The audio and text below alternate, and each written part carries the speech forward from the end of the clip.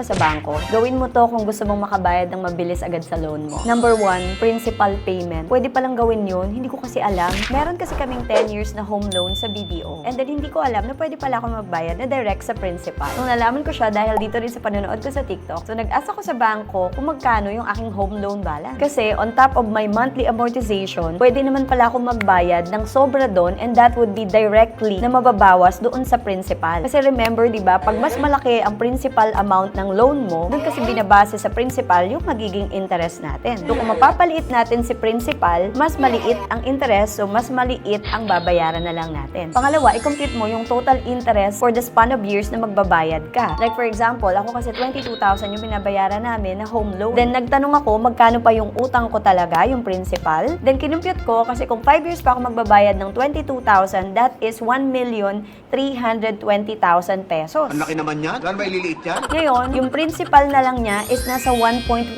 million. That means, kung mababayaran ko yung principal ng mabilis, makakatipid ako ng nasa 200,000 pesos, diba? Para sa akin, effective to na malaman ko kung magkano yung interest kasi may isip ko na, oh, yung 200,000, marami akong pwedeng gawin doon. Pwedeng pang renovate ng bahay, pwedeng pambili ng bag. Joke lang.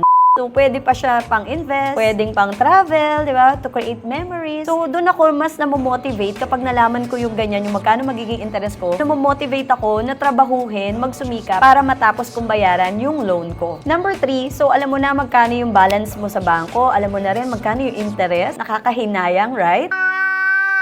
Huwag kayo iiyak. Ngayon, pangatlo, you have to increase your income. Kasi paano ka makakabayad kung sakto lang yung meron ka? So, you have to find ways para mas ma-increase mo yung income mo nang sa ganun, di ba? Mas maraming income, mas marami kang pambayad na directly maa-apply na sa principal ng loan mo. By the way, pwede kitang tulungan kung extra income ang hanap mo para mabayaran mo yung loan mo. You can join my team. Naghahanap ako ng unit managers and financial planners at tulungan kita para mas mabilis mong bayaran yung loan mo. And number 4, pay whenever you have extra money. So, kapag may dumating na bonus, kapag may dumating na increase ng salary, pwedeng pambili ng bag.